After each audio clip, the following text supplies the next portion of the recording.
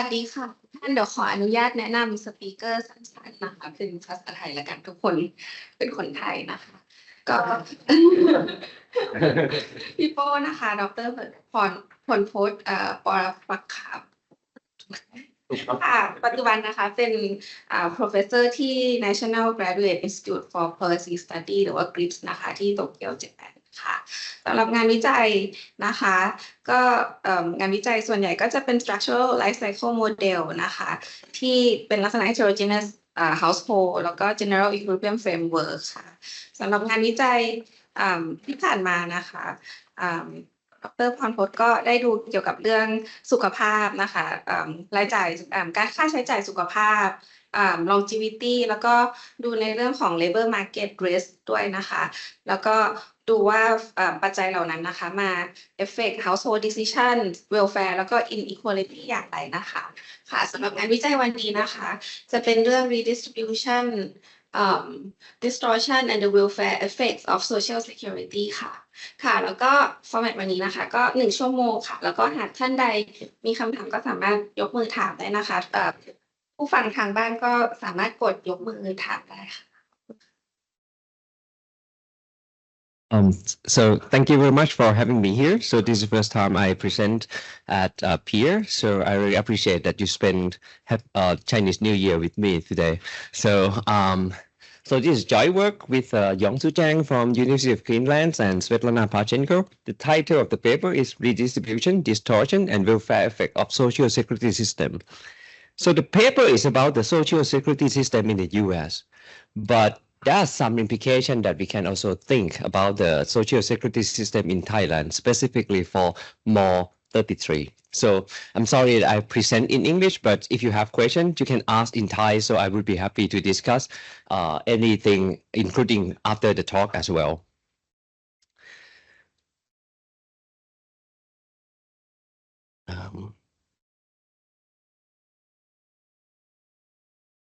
Thôi thì học mình mấy khởi dập.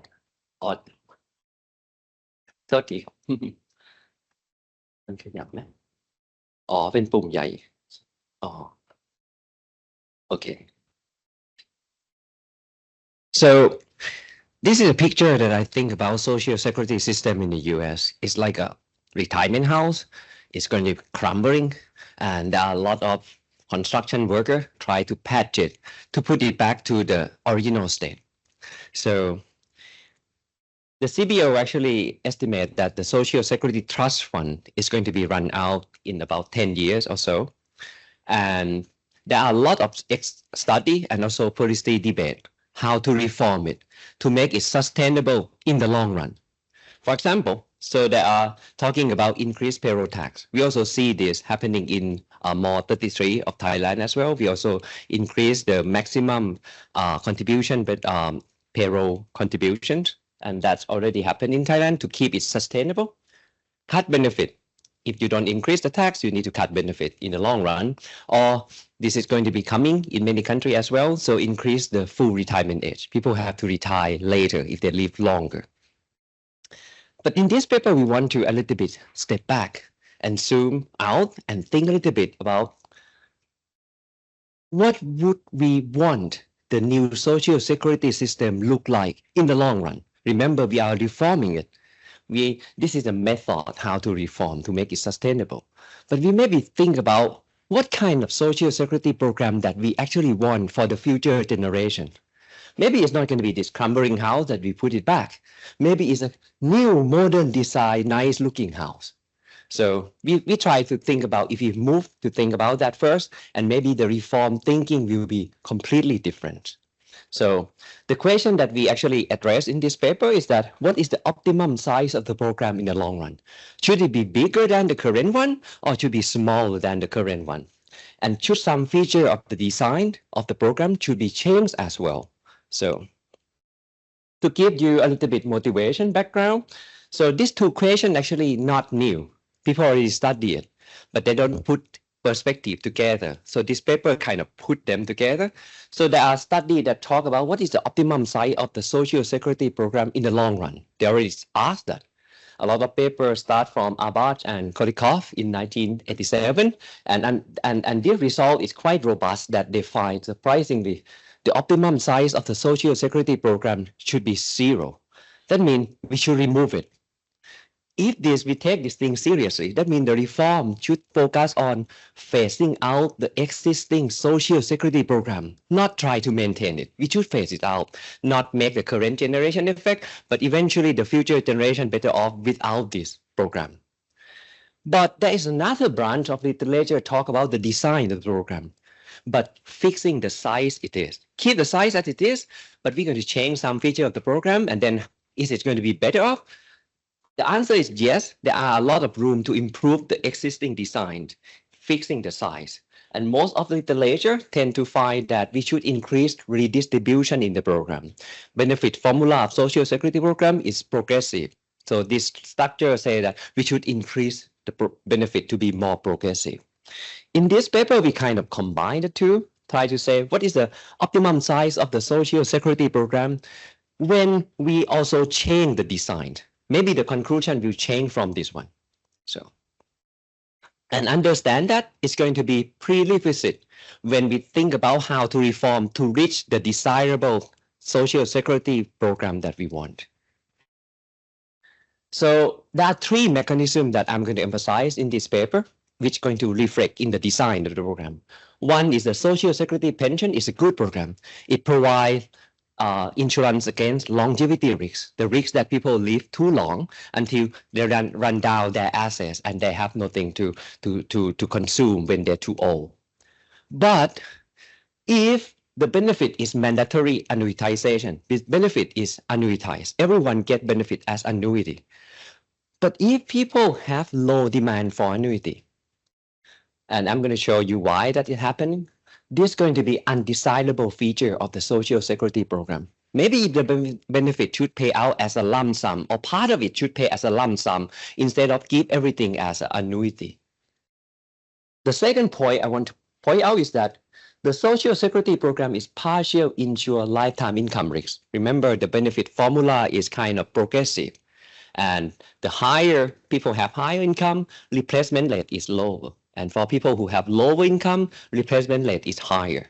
So that is good. But there are studies that show that redistribution in the current benefit design is not enough. We should make it more progressive. On top of that, if you think about income and mortality is correlated. People who has low income, they tend to die early. So that means they don't have many periods that they're going to receive the benefit. So even though you redistribute them, but they're not going to have many periods that they receive it. The last point is that it's also inefficient. If people do not want annuity, but we try to reduce the benefit by making it more progressive, but the benefit is still annuity. But if people don't want to hold annuity, it's not going to be efficient form of redistribution.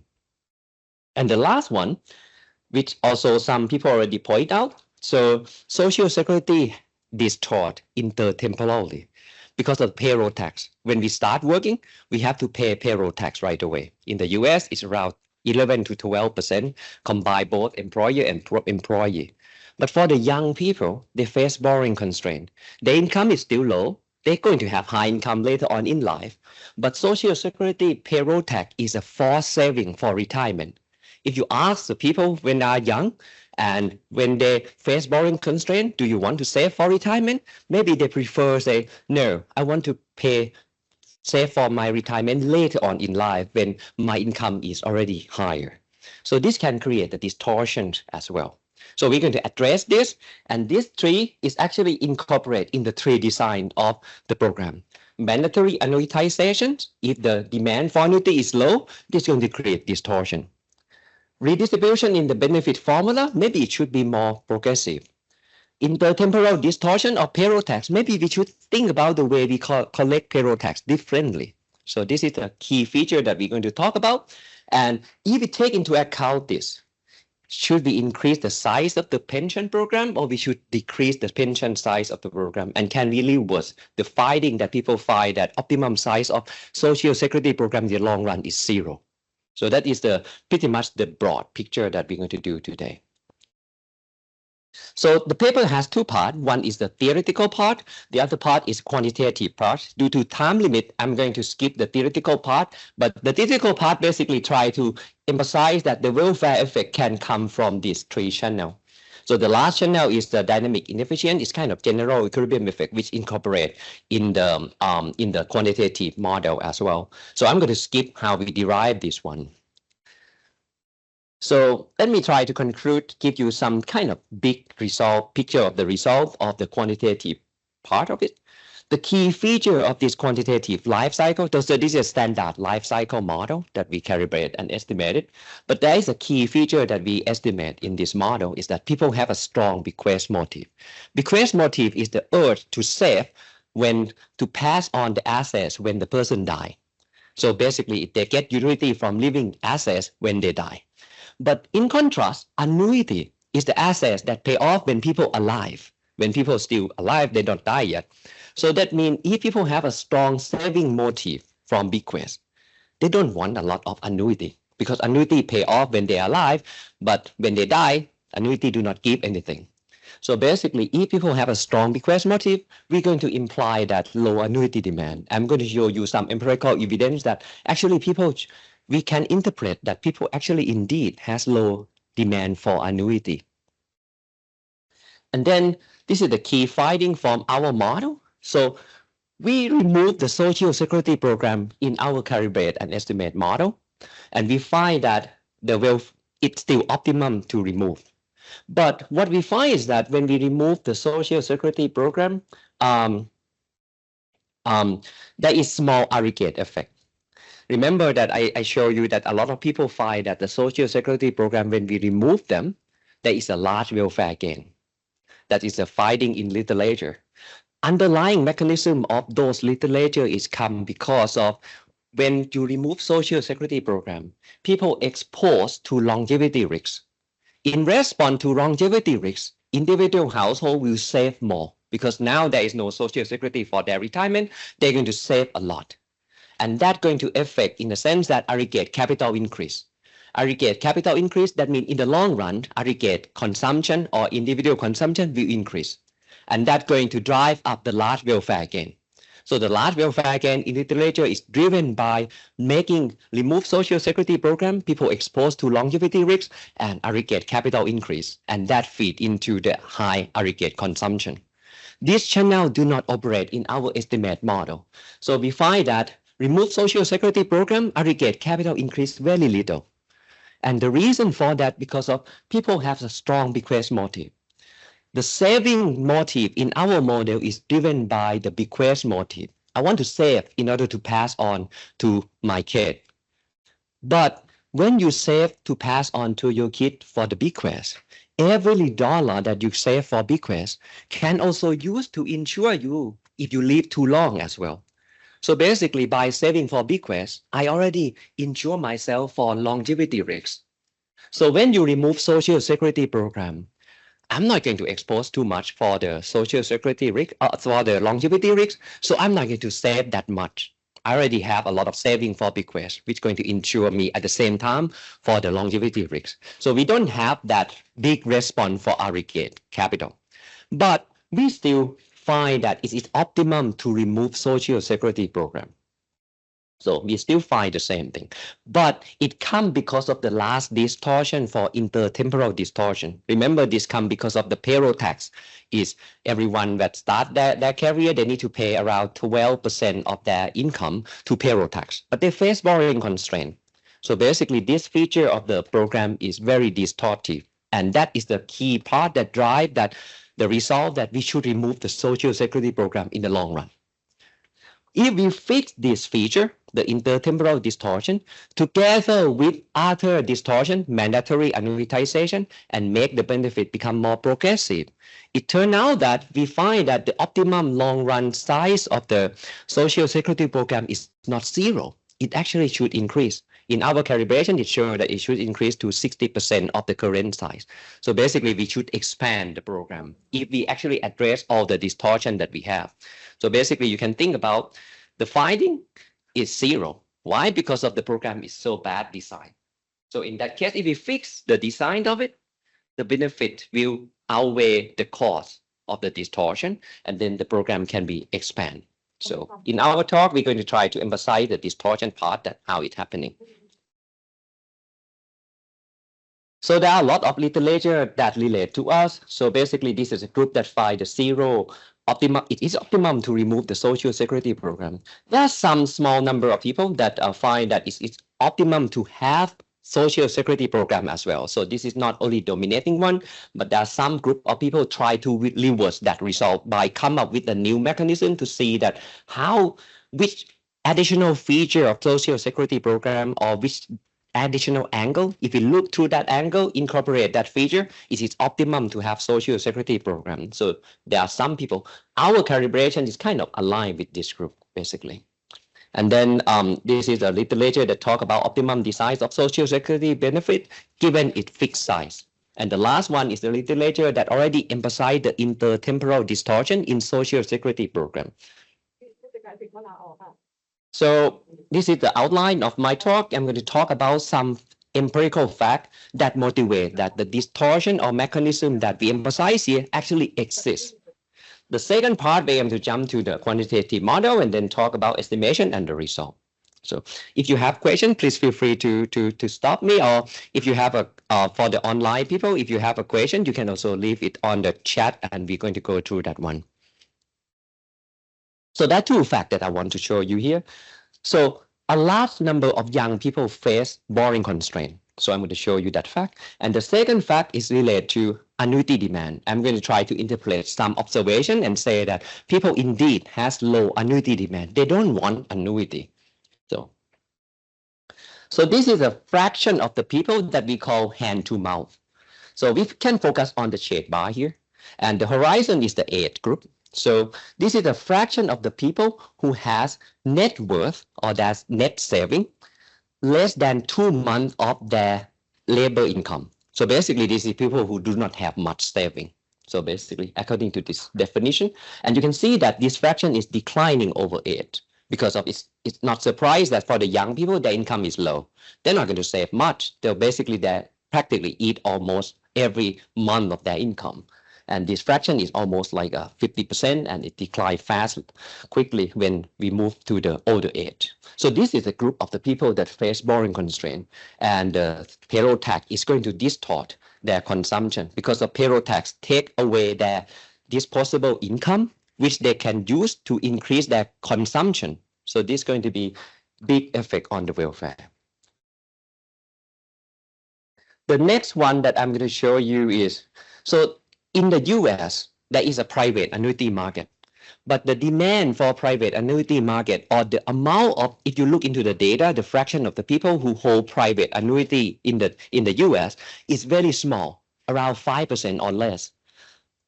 And then 5% of the elderly have annuity in their retirement portfolio. But that argument that is a low demand for annuity in private market, it can be counter-argue that no, people want annuity, but because of the market friction, the market failure in the annuity market can make the equilibrium purchase of annuity is low. So if you look into the private market, you can claim it's low, but there are counter-arguments that the market is a problem. It's not the demand of the people. But what I try to show you next here is that no, if you look into the demand, people also have behavior showing that they don't want annuity. So one I want you to look in here is the Social Security claiming age schedule. So in the US, this is a schedule of people around born earlier than 1937. And this is the claiming age. So in the US, people can claim their Social Security benefit at the earliest at 62. And they can keep claiming until 70. And the full retirement age is 65. That means if they claim at 65, they get full benefit. If they claim earlier, because they claim benefit earlier, and they're going to get benefit longer, their benefit amount will be reduced. For example, if they claim at 62, which is the earliest age, they're going to get only 80% of their full benefit. So they lost about 20%. But I want you to try to think a little bit differently. Thinking about claiming age is the decision to buy annuity. Why it's happening? You can think about if I delay claiming from 62 to 63. I get additional annuity in my retirement portfolio by 6.7% of my full benefit. So this is a purchase of annuity, with the price is equal to the amount of my foregone annuity that I will not receive this year, because I'm going to get more annuity next year. So I'm going to have to pay, which is 80% of my full benefit. I'm not going to receive it this year. And you can think about the same when I delay from 63 to 64, I get additional 6.7% around that, more annuity, but I have to pay this price. And you can keep going on that. And if you delay claim, you also get benefit. Annuity increase about 6.5, and the cost is the current benefit that you forgot. So in that case, we can think about claiming age is equivalent to demand for annuity. Because why people delay claim? Because they want more annuity. But if people don't delay claim, that means they don't want annuity. This is not, you might think about this maybe because people claim early because of borrowing constraint. They need money. That's why they need to claim this. But this is not true in the data. So this graph shows the age distribution of the claiming. So the horizon is the claiming age that people claim. And the blue one is the cohort 1933 to 1937. This is the full retirement age is 65. This is the benefit that I just showed you. So you see that at age 62, almost 50% claim their benefit early. So they receive benefit only 80% of their full benefit. So they lost 20% on that. And if you look into the next cohort, which their full retirement age is going to increase. This is people who born later. They can get their full benefit later. You can think about this orange one, their full benefit increase a little bit. The full retirement age increased a little bit, and you can compare with the 1943 to 43 to 47. This is full retirement age at 66. When you increase the full benefit age, you see the adjustments around this bar. You can see that when you increase the full retirement age, the claiming at 65 go down and go up at 60. But this is very stubborn. People still want to claim early, regardless of you shift the full retirement age. And I interpret this one that people don't want more annuity. That is the argument that, and this one do not rely on market because of everyone participate in social security program and there is no market involved. It's just a claiming of people act to the rule. So in the paper, I have two parts, so I will skip this one, but I would be happy to talk about this after the talk. I'm going to focus on the quantitative model part. Any question up to this point?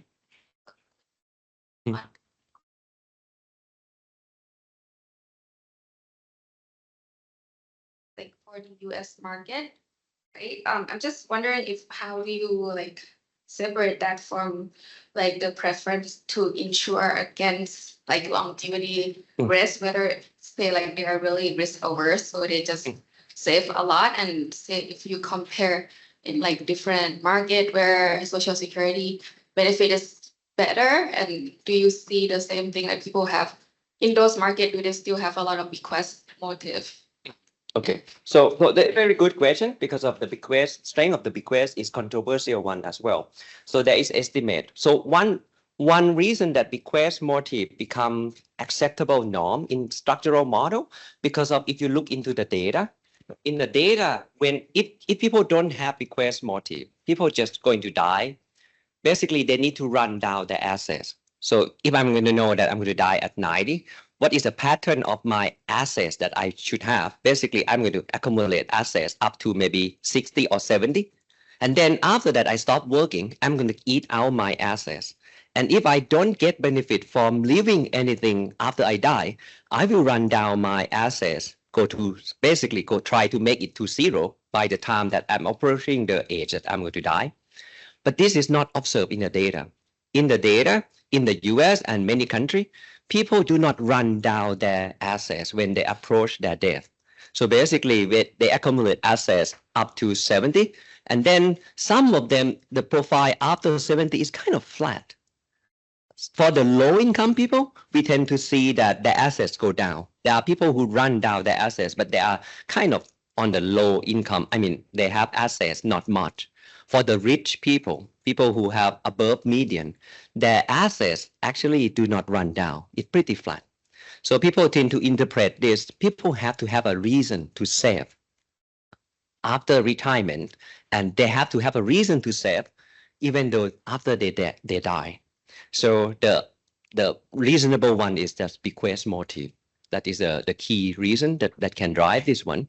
And because of the poor people, low income people or low assets people do not have these bequests, they run down the assets, so they make the bequest to become more like a luxury good. So you need to have a certain amount of assets so the bequests tend to operate. It's kind of a shortcut way to think about why people want to pass on the assets. So the way that we use it, we call warm growth. That means you're just happy to keep assets out. But there are more micro foundation that people try to work on this one. So basically just think about parents and kids play a game. I'm not going to give you assets until you take care of me. So I'm going to save assets and show you that I have assets. And then this is a game between parents and children to basically motivate the bequest motive. Yeah, I guess like I'm thinking like if we're in like a different environment where say like in country with really strong social security program and they don't really, so they have the benefit, maybe they don't have the motive to save as much. Do you still observe like high bequest motive in those? Because I just feel like the way they are saving is just kind of like insurance. Right, true. So if you look into the different country that have the different institution set up, you tend to see different, you might think about that bequest motive or that saving pattern can be different. But you can think about the country like Sweden or some country that is a welfare state system, you still see the pattern that people don't run down their assets. Even you might think about the welfare state, education is almost free, but people still have some reason that they don't run down their assets. And this is a part that, in my opinion, that the quantitative work still do not really open this box much. The shortcut is the warm growth, but the warm growth is no micro foundation. And the strategy game between parents and children is interesting model, it's a beautiful model, but is it true that that's actually happening? But if it's true, that means we should see that people have no children, they should run down their assets. But it turned out that the people who hold on their assets, they both marry and single. They don't run down the assets even though they're not married. So the warm growth is kind of the shortcut way to get this one. But I tend to think about research has to do a lot of open up this kind of the shortcut. But different institutions, we still see the pattern that people have some reason to hold on assets after they die. So we don't know yet what is the more reasonable than this one. But in order to calibrate the model and make it, because the saving is kind of insurance for people, we need to have people in the model behave in terms of saving as in the data. And the bequest is a shortcut way to have that one. So I'll go back to a little bit of literature on this one, which is related to this one. So I talk about, this is a paper that shows that it is optimum to have social security in the long run. So this, the one that I highlight here, faster Imokru and Imokru. So basically this paper is kind of have some flavor similar to our paper. This paper also have a strong bequest motive. So this paper, people in the model, basically they play a strategy game between parents and kids. So, and they allow parents to transfer assets that they have to the kid. So the key feature of this one, parents tend to have bequest motive because they care about their children. On top of that, they allow parents, which is old, transfer assets to the young, which is their kid.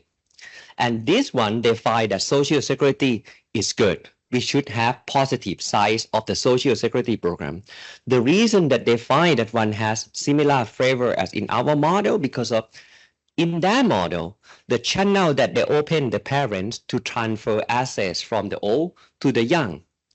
But what is the income of the old? Social security program. If you give money to the old, and the old can transfer to the young, that means the intertemporal distortion is not operate. Because if you expand the size of the social security program, you give the assets to the old. But the old can transfer assets to the young, so the intertemporal distortion is not happening.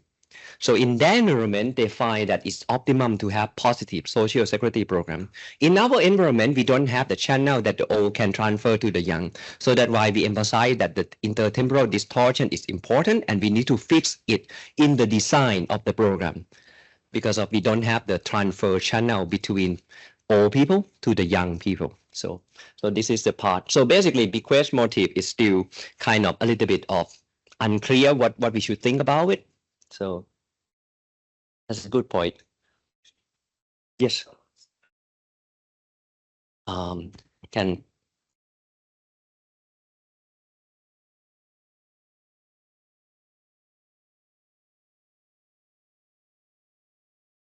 ดีครับ คำถามจากเข้าใจว่า competitive equilibrium without SS ไม่ใช่ first best outcome ใช่ไหมคะแล้วก็ในแบบจำลองมี inefficiency มาจากส่วนไหนบ้าง If we think about the best outcome, we need to think about how we optimize the system. The best outcome is we think about the complete market. So basically, all the risks we should be insured. So in this quantitative model, I'm going to explain to you there are a lot of risks that people face. People face labor productivity risks. People face medical expenditure risks. People face longevity risks. The best outcome is that we should insure all this. But if you talk about the social security program, what is the best outcome? Just look into the social security program itself. The social security outcome, the best outcome should be insure longevity risks. The second is that they should insure lifetime income risks. People over the lifetime, they have different income, and we should insure that. Another way, the outcome that we should observe is that the consumption of the people one day retire should be equalized. That is the implication of we talk about complete market by the social security program. So we didn't solve that type of the model, but if you think about how we should fix the social security outcome to get the best outcome, basically we should give equalized consumption for the all. But in our model, it's complicated than that because we have bequest motive as well. Bequest is another channel that people happy. So you should also equalize bequest as well. So this I didn't solve this one, but if you ask me to speculate what is the best outcome, I think it should equalize consumption, equalize bequest, and keep the same consumption until people die. Any additional one? So let me try to go quick to the model. So this is a standard life cycle model. There are two states. Oh, sorry, I think I should skip the theory part and then go to the quantitative one. Okay.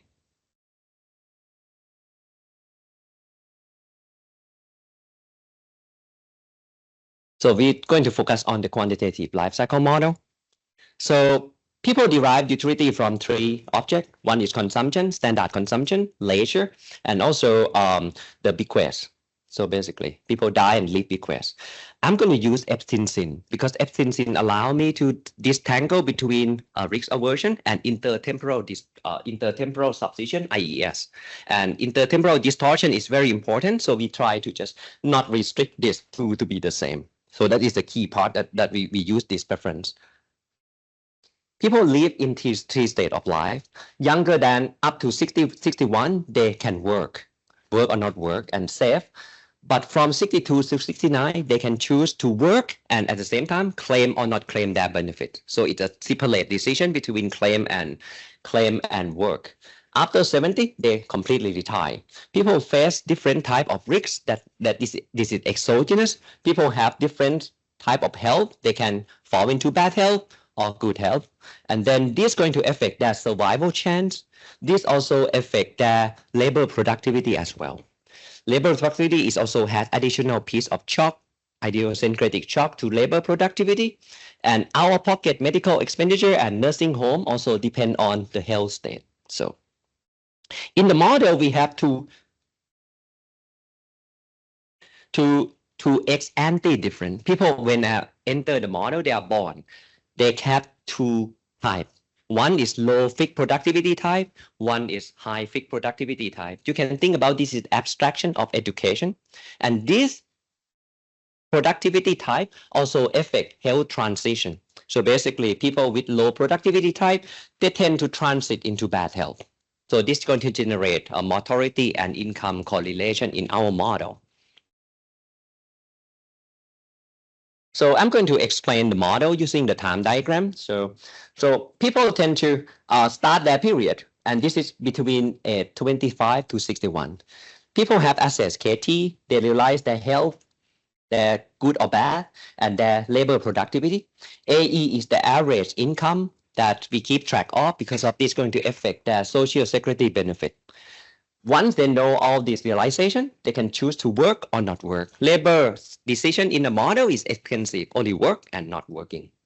And at this point, if they work, they might get more income, and that's going to update their average income that's going to affect the benefit of social security. At the later part of life, basically in the same period, they're going to realize what is their medical expenditure shock. And then also, if they have low income. Mm-hmm.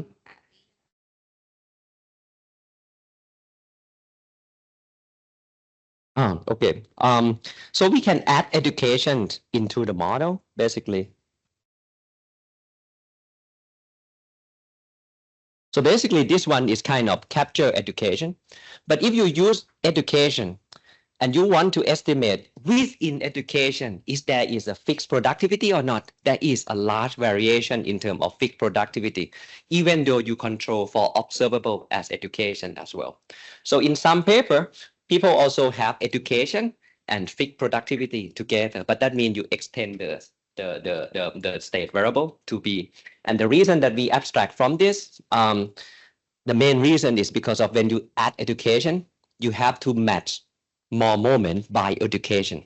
So that is, if you ask the main reason we do that, because of it's cheaper to do this way, you can still capture the ex-ante heterogeneity, mortality correlation with income, but you don't need to do much work on the estimation to match education. Because if you add education, but you don't match moment by education, it's kind of also not a very perfect way to do it. So we do it this way to capture heterogeneity ex-ante, but abstract on the work of estimation part. Yep. But it's a good point. So come back to our model. In the later part, people can realize some kind of medical shock. But if people have low productivity, they have low income, too low, or they have high medical expenditure, the government will give some transfer in order to guarantee that people have a certain amount of minimum consumption. This is kind of capture the general idea of the welfare program, mean tested welfare program in the US. At this point, people just need to choose saving and consumption. So the problem is just consumption saving. If people die, they're going to get warm growth. This is the warm growth preference. People die with assets KT, they derive utility from this one. You can think about eta term here. Eta term is basically the strength of the bequest motive. If this term is high, that means people really want to leave the bequest. And this is going to drive their saving before they die. They want to have a high KT. So in terms of the dynamic, I just have only one math equation here to just summarize what that diagram is. So basically, this is just consumption saving problem. So this is state that we talk about the problem at this point. People at that point, they choose between consumption and saving. Our utility is Cobb-Duck loss. Between consumption and leisure is Cobb-Duck loss. And then if people alive, they're going to continue to the next period. If they die, they get utility from the warm growth piece. And the strength is depend on this eta term. And if people work, they're going to lose leisure time by LT.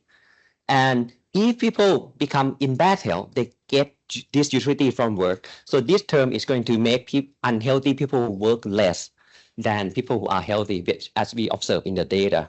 And the last one is the budget constraint. The only thing that look a little bit different is that we have bequest. Remember, people die with bequest, and we want to redistribute bequest back into the model.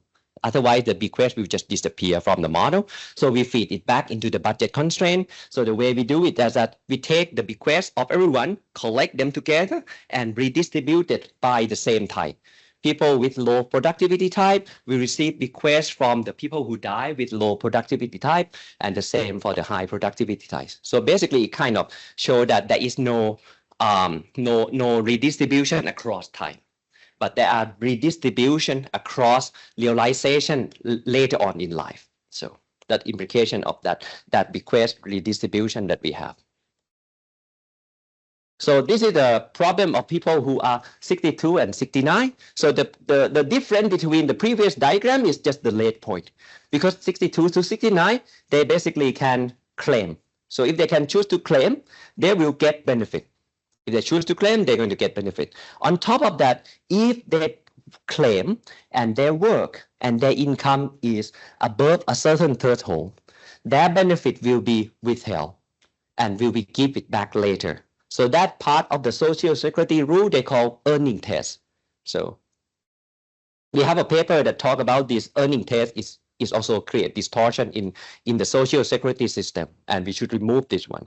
The current rule is earning test is applied up to age 64. If people 65, they no longer face the earning test. For the retired people, the problem is very simple. They don't choose to work anymore. And basically, they face nursing home risks. They're going to have a chance that they're going to require to go to the nursing home. And the problem of them is just consumption saving after they realize this one. So we have a general equilibrium. So the production sector is very stylized. We just use Cobb-Douglas production function, and the perfect competitive market implies that the return on capital, which is R in our model, the return on asset is just equal to marginal product of capital, subtract with the capital depreciation rate. The wage, which is per unit of wage per unit of effective productivity unit, is going to be just equal to MPL, marginal product of labor. So there is no complication over here. In terms of the government run two budget. This is the general budget of the government. The government collect tax from progressive labor income and also from the capital income tax. But the government also have to pay the welfare program. This is the guarantee for minimum consumption guarantee that the government transfer for people who get very bad, very bad shock. And then this is the revenue and this spending. We just collect around 20% of the GDP, this number. The Social Security budget is the focus of our one. So basically the government collect payroll tax here. TAUS is this payroll tax around 11 to 12%. And this is the earning tax, the part that I say that if people claim and work, the government will withhold their benefit, and that's called earning tax.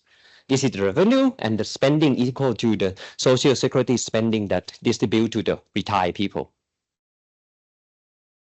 So I'm going to spend the remaining to talk about estimation and quickly go to the result. For the estimation, we use several data sets in the US. This is pretty much standard data set. MEPS is the best data if you look for the medical spending, and HRS is the good data source if you look for the retired people from age 55. This has a lot of detail. We use it to document the claiming behavior that I showed you at the beginning, and we also use it to estimate some shock like a nursing home shock. PSID is a long panel data, cover everyone that start working in the working age. So we use this one to talk about wealth, labor income, and employment. This is a list of the shock process in our model. We can estimate this thing directly from the data. So we follow the standard way to estimate this one. The one that I want to emphasize is the parameter that we estimate inside the model and the strength of the bequest. So the target moment that we use relate to this parameter is these two moments. The left panel is the wealth profile. This is the wealth profile. This is the average wealth profile over age. And this is a 75th percentile, and this is 25th percentile. Basically, the dot is the data. The line is our model. We target all these moments. And if you see that in the data, people do not decumulate the assets. They continue holding the assets. But for the old, if you drag this thing on, it's going to go down. So that's why we need a bequest motive as a luxury good. For the low income, low wealth people, they don't have strength of the bequest motive to operate. On the right hand side, this is the claiming behavior that I showed you at the beginning. So The PSID, the one that I showed you earlier, is this shade line. The model is the empty bar one. So what I want to emphasize is two preference parameter. So this is this control by this eta term. Remember, eta is the strength of the bequest motive. It's if you have high eta, that means you're going to have people who have a strong bequest motive. And our estimation show that people have a marginal propensity to bequest 0.97. What does this number mean? The way people compute this number, they think about if you think about people going to live for only this period and they die for sure next period, and you give them $1, how much they're going to save for bequest. So this is a kind of a hypothetical scenario that they're going to die for sure, and we compute how much they're going to save for out of that $1, they're going to save 97 cents. So they save almost everything for, they don't eat themselves. So this estimate is in the upper end of the range in the literature. The literature tend to have this thing from 0.9 to around 0.98. So our estimate is pretty much on the high end of the strong bequest motive. The other preference parameter that I want to emphasize, beta. Beta is a time discount. Patience, basically. If you are impatient, you're going to want to consume today, basically. Our estimate is kind of not too high, in the middle range or a little bit on the lower end, but not too low, but not average. Usually people maybe get around 0.97, but we get around 0.95. The key part that I want to emphasize that these two parameters actually is not easy to separate. Why is that? You can think about if people have a strong bequest, you increase this eta, people will save more. If you increase beta, discount factor, you make people more patient, they save more. So basically, if you use the only wealth moment as in existing literature separate these two by matching this wealth profile alone. But if you see the direction, if you increase this marginal propensity to bequest or you increase the beta, people save more. So identification is not clear. But how the existing literature can estimate that, they just exploit the variation in terms of the wealth at different age of life. You might think about bequest is not going to operate when they are young. When they are young, the survival probability is almost 1. Bequest will not operate. So the saving over here tend to be informative about beta. But for when people get old, the survival probability is lower, mortality is higher, bequest start operate. So this is going to be informative about the strength of the bequest. But again, we argue that this kind of, because of the direction of the change in saving is the same when you increase this parameter. It's not clear how we can match that. We call not really clean identification. What we did in this paper and our previous paper is that claiming can give us a very clean identification. Why is that? Because when you increase marginal propensity to bequest, you want people to save for bequest. That means they don't want annuity, right? If I have a strong bequest, you increase this one, I don't want annuity anymore. That's going to affect that claiming. If you increase marginal propensity to bequest, people don't want annuity. The claiming will go up. Early claiming at 62 will go up. Because of if they delay claim, they get more annuity. But they have a strong bequest motive. They don't want that. If you increase this white bar will go up. But if you increase beta instead, beta talk about patience. People look forward to the future. If you increase beta, people will look forward to the future. They want more annuity. They want to have more income in the future. So that's going to reduce this claiming. You see the opposite direction of this claiming by changing these two. That's going to help us identify this parameter cleaner than the existing literature that used only wealth profile. So, and that's why we say that we kind of very careful about identify these two parameters, and it turned out these two parameters play the key role in our result as well. So this is external validation, the fraction of the people with hand to mouth. So it's go down quickly. We can match the data. So let me try to talk about the result quickly. So the first part, we just imitate what other people find that if we remove the social security program, what is the welfare gain from it? And the second part, we try to change the feature of the design and change the size at the same time. So let's try to replicate. This is the result that we find in other existing literature. This is the baseline.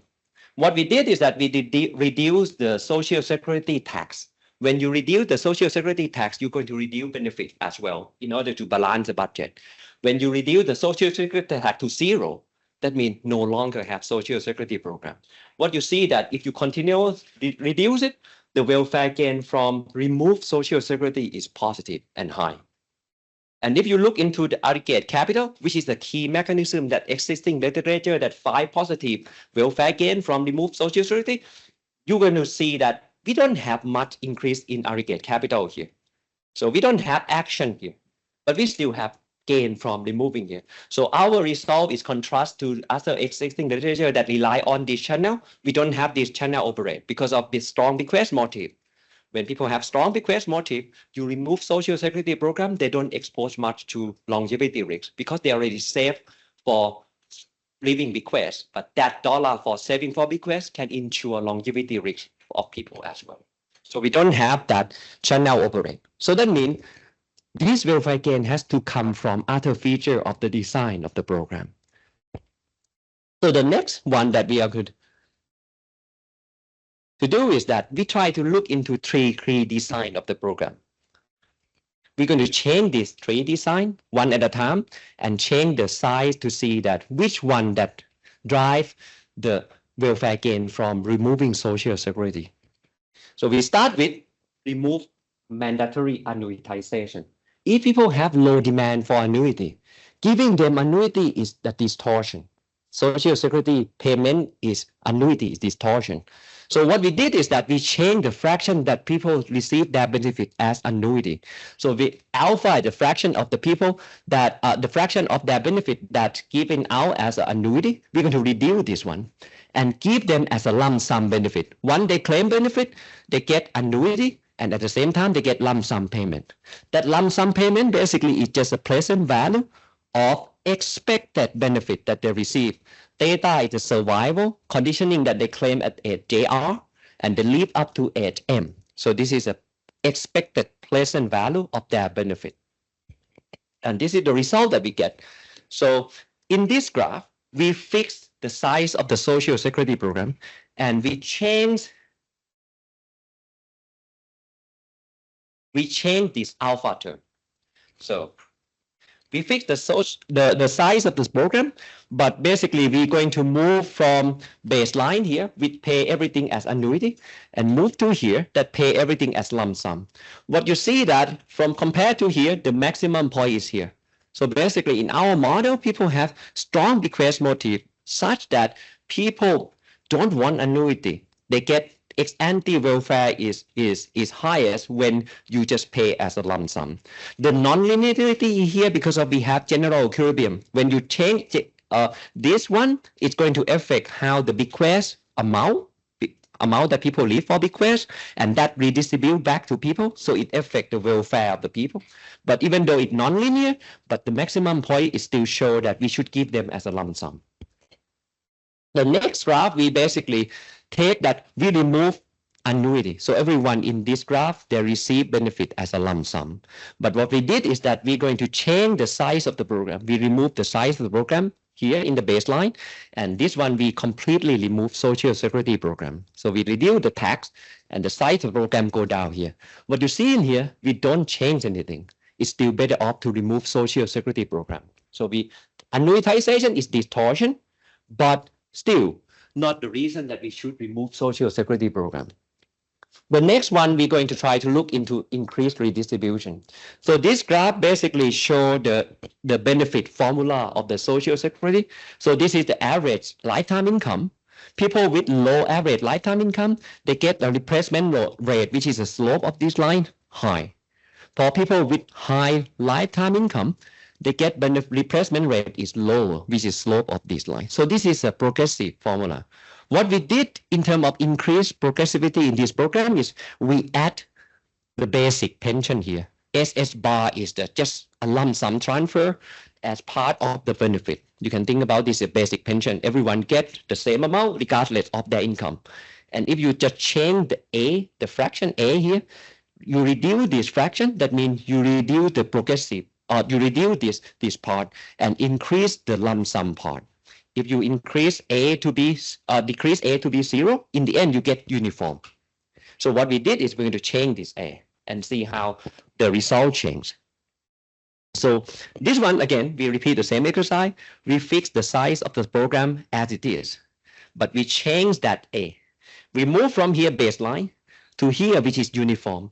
Moving along here, you make the program become more progressive because of you give more of the component of independent of income, the basic pension. You can see that you get a continuation of the increase in the welfare. The welfare measurement that we use is the ex-ante welfare, the welfare of the newborn in the economy. Now, let's look at this one. We give everyone the lump sum benefit here, but here we're going to reduce the size of the program. We reduce social security tax and reduce benefit. Again, we don't change the result. It's very robust result that it is optimum to remove social security program in the long run, even though we increase the redistribution of the program to be uniform. So we look into the last distortion that we have is intertemporal. Remember, everyone has to pay payroll tax when they start. But if they face borrowing constraint, young people don't want to save for retirement at that age. They want to consume in order to smooth consumption over the life cycle. So what we did in here is that we're going to give payroll exemption. People who are younger than a certain age don't need to pay payroll tax. That means if I'm 25, if the exemption rate is 40, if I'm younger than 40, I don't pay payroll tax. Once I reach 40, I'm going to start pay payroll tax. Because of you do this, you might think about in the end, the payroll tax, once you older than 40, going to be higher in order to compensate for the young people don't pay for it. But that may be welfare improving. So what we did in here that we fixed the size of the social security program as it is. And then what we did is that we changed the exempt age. For example, at this point, people younger than 35, they don't pay payroll tax.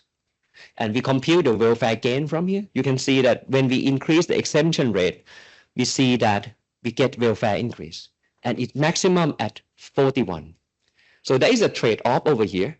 When you move along here, you reduce the intertemporal distortion.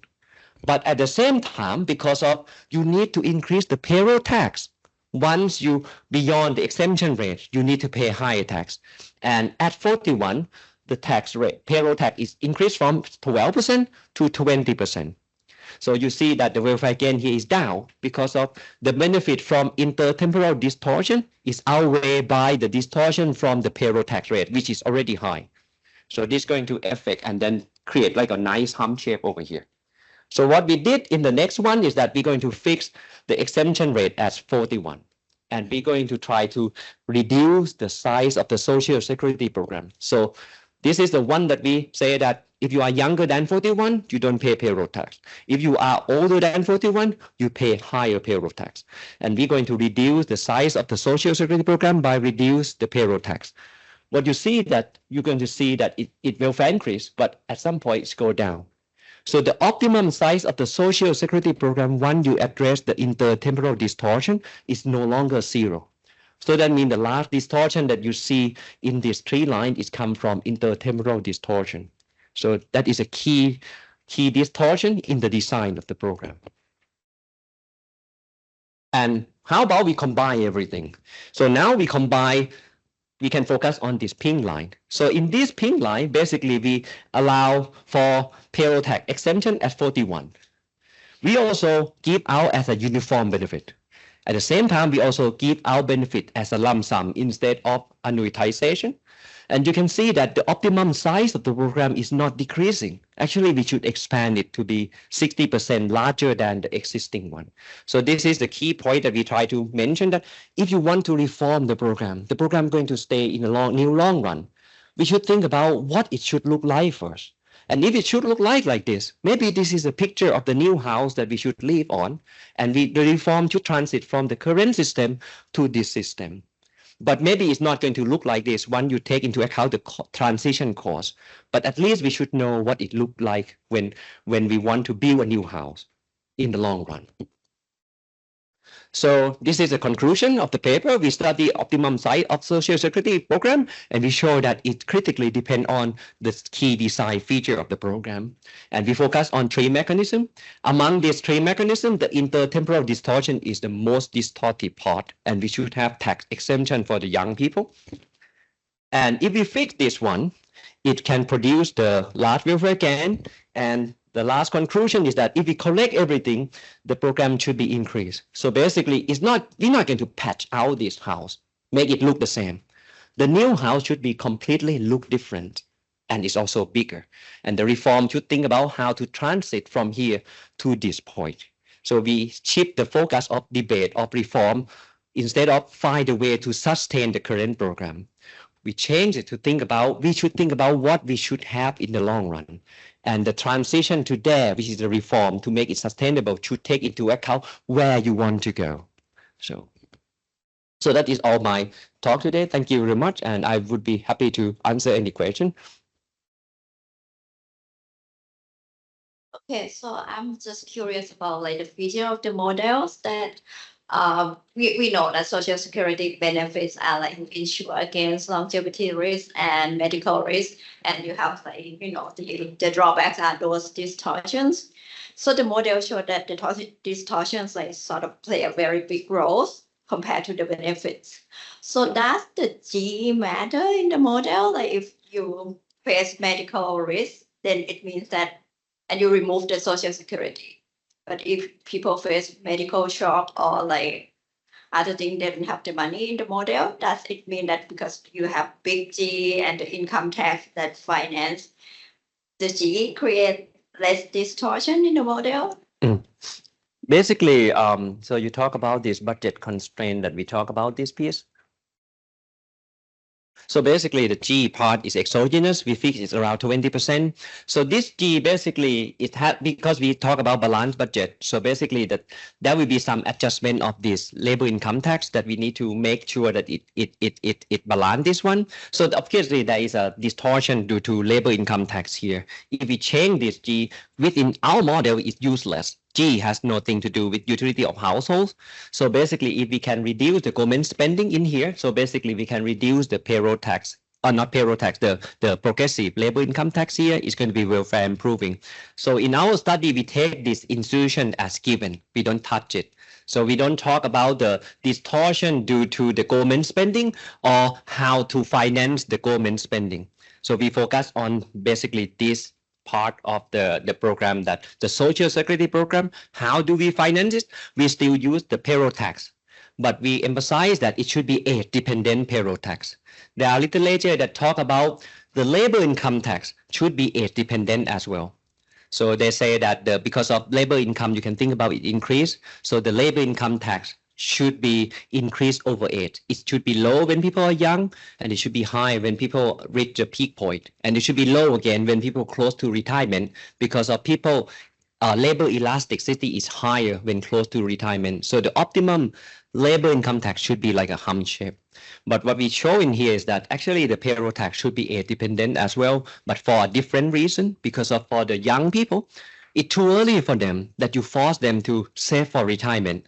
They're better off by saving later. So that come into the age-dependent payroll tax. Okay, thank you. Because at first I thought like when you remove the Social Security, so there are like people re-optimize their savings, and the G has to be bigger as well. But now it's clear that G has nothing to do with it. It's just people re-optimize that. This part changed because of when you remove Social Security program, a lot of people tend to rely on the mean tested program, because a lot of old people, when you remove Social Security program, they're going to live too long and they have no assets. So we're going to increase on the spending. So we have a little bit of increase in payroll tax, but the adjustment is small. It's not going to affect the quantitative that we find. That's another empirical question. So I remember from the HRS that the spike at 62 normally is more tend to be a low education who claim early, and like college didn't claim later. Just wonder if your model also has a feature of like high productivity. They claim later than the low productivity people. Yes, we have that one. That feature I didn't explain it how it play out in here. So Yeah, interesting. One thing that we find very interesting on this distribution that we write one paper about it is it's kind of unnatural to have bimodal distribution. If someone plots something as a histogram to me, it's more natural to have one peak. In this one, it has two peaks. That is very interesting why we have two peaks. So the explanation for us for this one is that people don't want annuity. So that's why they claim early, which is a mechanism that play out in here too. But if that we can explain here how we can simultaneously explain this one at the same time. What mechanism that drive here? That is come from the earning test. Remember, the earning test is applied until full retirement age, and this is the full retirement age. So what happening in our model is that because if you claim the clear rule of the Social Security program is that the earning test rule is that if you claim and work, your benefit will be withheld. But that withheld, you're going to get it back anyway. So in that sense, it should not be distorted. I work and then I have income. So I have other liquid cash that I can use. They withheld my benefit. That's fine. And they give it back to me. So there is no distortion on that margin.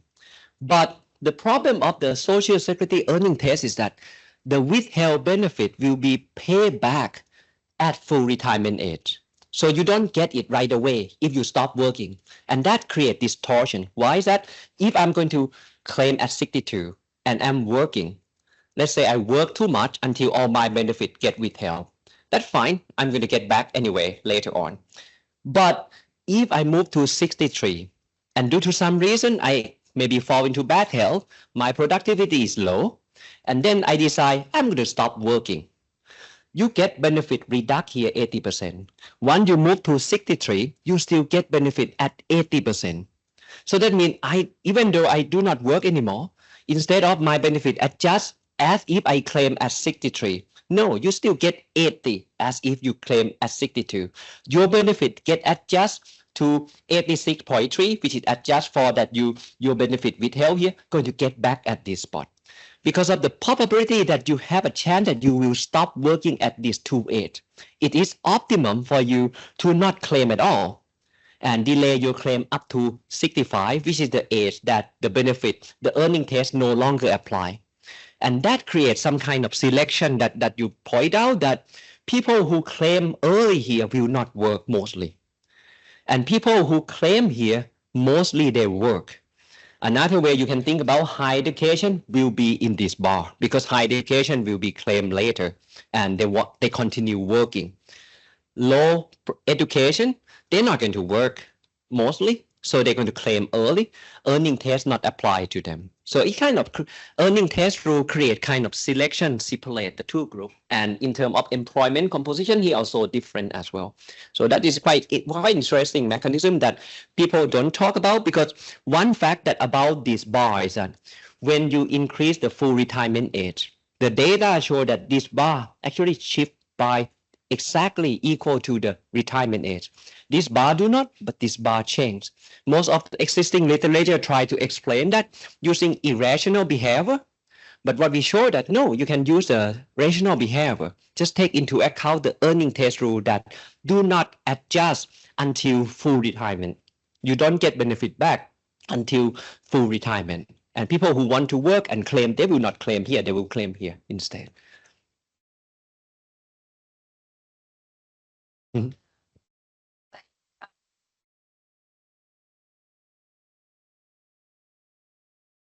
The model probably have like different mortality risk. Say like the low health would maybe die earlier and Right. have lower income process. I just feel like if I'm in those people's shoes, I probably have like different discount factors or like request motive parameters. Like you think should yeah. That's right. So basically, if you talk about people who realize different type of health realization, bad health and good health. So people in good health, they're going to live longer. They're going to have high productivity. So that already incorporate in the behavior that we have. So if you point out to these two bars as well, this is going to be composed mostly bad health people. Because when people are in bad health, they're going to know that they have short life expectancy.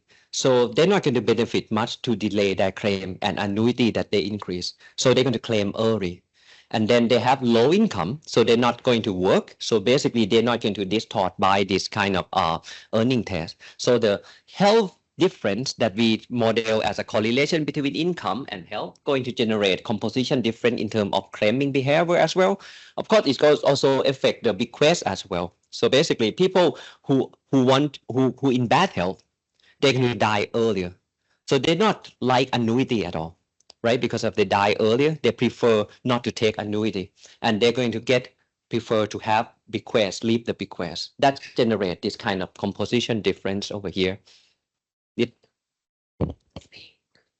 There is only difference between health in terms of parameter is going to reflect. This is exogenous. So basically, people in bad health going to die earlier. This is survival probability, and also productivity. Also have low income, and also have higher medical expenditure, and has a higher get into the nursing home as well. So and then let's see, go back to this one. The only difference in the parameter itself that is this utility to work. People in bad health, they get pain from work more than people in good health. So that generates unemployment difference. People in bad health work less. The fraction of workers among bad health is lower than good health. So that we have in the model. But this is a health dependent parameter that we have that we estimate in the model. Am I clear all the point that?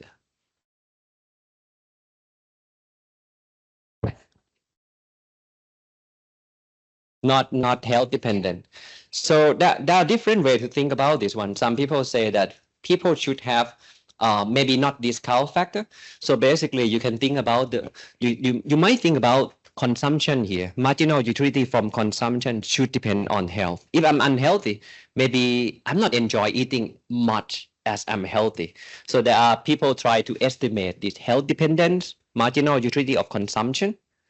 There are, you might think also when people into bad health, maybe they change their patterns as well. But that's going to be very difficult to identify or argue because of when people in bad health, their life expectancy already short. That means they kind of mechanically become impatient already. So what the one that people tend to think about how the marginal utility from consumption change or stay dependent on health. So, and that literature tend to have both ways. It should increase or it should decrease. So the estimation on that one is not clean how this thing. I don't see any, there are people tend to estimate this one, but I think it's still debatable. So what we did is that it just keep it neutral, not affect this one. We can mechanically add it in, but I don't have any moment that can identify that state dependent marginal utility over here. Yes. This is very interesting presentation. I think I have two not questions but asking for your opinion. The first one is it seems that the low demand for annuities just from bad design because it's like the distortion from giving the flat annuity over a lifetime outweigh the benefits from insuring against survival risk. So I think it can actually be designed so that we can still keep the survival risk, but make it something like age-dependent annuity. So that people choose how much they want to get from age like 60, 65, 70, 75. And then you pull these same people together to hedge against their risk. And then you get the benefit of survival insurance, but not distortion from giving flat annuity. And the second questions relate to the first question that Piban asked. So I'm just thinking, just trying to wrap my head around the framework, but put it in the context of Thailand. So Thailand, we have a lot of hand-to-mouth individuals, not just younger individuals, but those who are nearing retirement as well. So these individuals, even first they face higher distortion from your framework. But second, if you don't force them to save, they will have inadequate retirement income, which going to feed back to your equation on the minimum consumption guarantee. So I think in the context of Thailand, there will be bigger interaction between the social security budget and the general government budget, because you need general government budget to take care of all those people with inadequate income. So if you just throw away the social security, it means that the government need to guarantee consumption to more people. And depending on how you finance that, it's gonna create another type of distortion. So there will be another margin that I think is interesting in the context of emerging markets, and the conclusion that you have here may or may not. So let me this is my perspective about. I also think about what is the result that I have in terms of the effect on the Thai social security system. But let me go back to the annuitization choice. So if you think about what is the best way to introduce in here? So basically the way I did it is that I say, okay, I'm going to change annuitization from full annuitization of social security to be just give lump sum. That means I leave people exposed to longevity risks in my setup. But the best way to do it is let people choose how much fraction they want to annuitize. So basically they have a preference, they have a demand. People maybe have the heterogeneity in terms of how much annuity they should have in their retirement portfolio. So basically, I just add the choice in the model here. When they claim here, they can also choose how much fraction they want to annuitize, which is actually interesting a lot. If you look into the social security program across the world in different countries, they have completely different design. They have a completely different way to decide the program. So there are a lot of interesting that we can learn from the behavior. If you look into the data across people, like if I understand correctly, Singapore has a choice how much you want to annuitize. Hong Kong has a choice how much you want to annuitize. And with this framework, actually that is optimum. You let people choose what they want, and you just allow people to insure their longevity risks, but at the same time, you allow them to just choose how much they want to keep it as a cash, more liquid assets. So basically, there is no distortion along the portfolio choice. But in my framework, actually, we try to get people to basically choose the choice, but everyone should cash in this model. It is because of our calibration.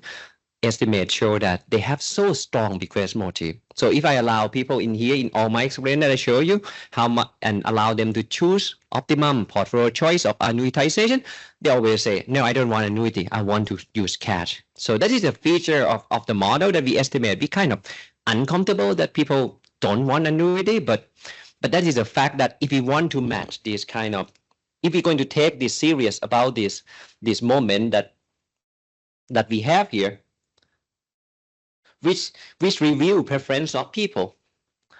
People have to have strong bequest. We don't have other mechanism to generate this one. So and if we stick to the rational behavior, this is to me this is the only mechanism that can generate that framework, that picture. So we still do not know which feature we can add to get this. At the same time, make people still have stronger demand for annuity. We still do not figure out that one. We have only one mechanism that people don't want annuity. That's why they have to come here. And go back to the point of the Thai social security system. Thank you very much for bringing that one. I forget to mention it. If we're thinking about this framework map into the social security system in Thailand, particularly for MO 33, M33 is contributory system. People have to pay payroll tax to get into this one. So basically, if we think about that system of M33, the distortion of intertemporal will still there. We still and we find in evidence that it's very distortive. If you ask the young people to forgone their contribution when they're young, they're going to be happy, because you think about when young people, they face borrowing constraint, they have to buy house. So basically, there are a lot of reasons that why the young people in Thailand face borrowing constraint. So forgone, the exemption should be benefit for them.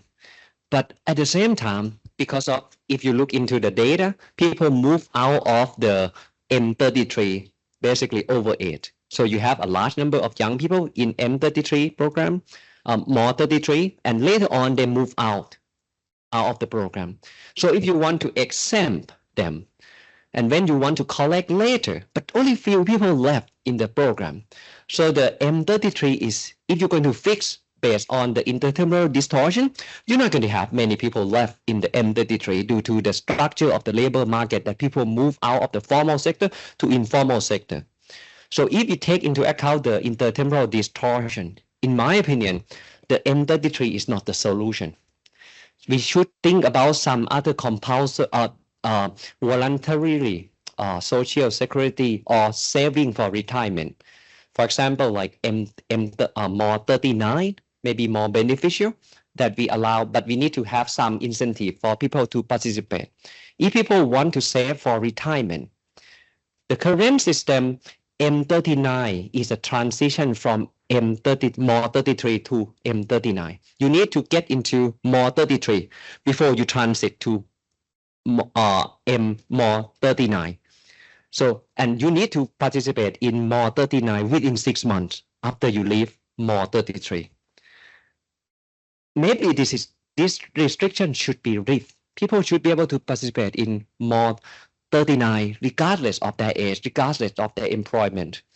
So people want to save for retirement, and more 39 pay as annuity at the current one. So basically, maybe you can see people participate by themselves if we leave the constraint that you need to participate in more 33 first, and you need to join more 39 within 6 months. So if you leave this one, maybe people behavior will be changed. And if you allow people to pay for more 39 as long as they want, because as long as they pay into it, they're going to accumulate more annuity in their portfolio, and they're going to optimize their retirement portfolio. So in my opinion, is if we want to reform Thai social security system, maybe more 33 that we focus on is not a solution. More 39 which we overlook can be a solution that we should emphasize on that one based on this paper. So for the sake of time, we would like to end the seminar here. Thank you very much for a very thought-provoking presentation. And if anyone has a question, feel free to continue asking the question afterward. Thank you. Thank you very much, and I would be happy to talk after the talk as well.